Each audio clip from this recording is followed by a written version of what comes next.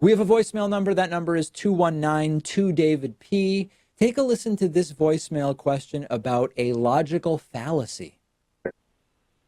Hey David, so I was in my American government class the other day, and we were talking about different logical fallacies, and he mentioned one called the appeal to authority fallacy. And an example he stated is in the climate change debate, where people say, "Oh, the science is settled," and he's saying that is sort of a logical fallacy. I think his point was you need to have statistics and evidence ready to go to back up your argument.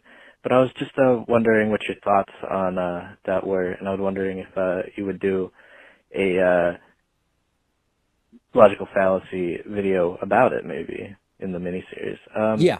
Anyway, have a good day. Thanks. We've already actually dealt with this. We've dealt with appeal to authority. So appeal to authority is a logical fallacy in which someone points to the truth of a conclusion from an argument on the basis of the authority of the person making it.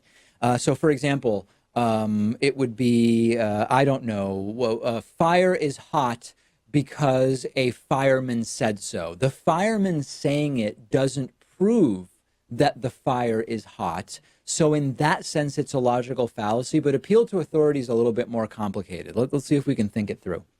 We shouldn't believe that climate change is real merely because those who have the title climate scientists say it's real. They could all be saying it and be wrong. But it's not a logical fallacy when you have a coherent explanation as to why the consensus view of a group of experts is actually reliable. So appeal to authority and appeal to scientific consensus are not exactly the same thing. Climate change skeptics and conspiracy theorists love saying, who cares what the experts say? It's an appeal to authority, and authorities are sometimes wrong. But you've got to think about it in a logical arguments format. There's a scientific consensus about climate change, so climate change is true.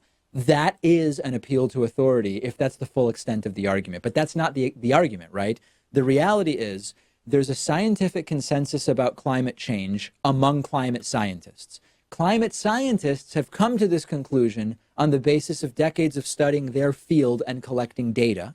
The scientific community has both error correcting mechanisms internally and is known to be conservative in their assessments and not going beyond the data when they make assessments. Therefore, we can be reasonably certain that the consensus of climate scientists represents reality in accordance with all of the data that we have. It doesn't mean scientists are always right, but saying climate change is real because it's what climate scientists say is not the same as saying climate science is fake because that's what my pastor says, right? Those are two very, very different things.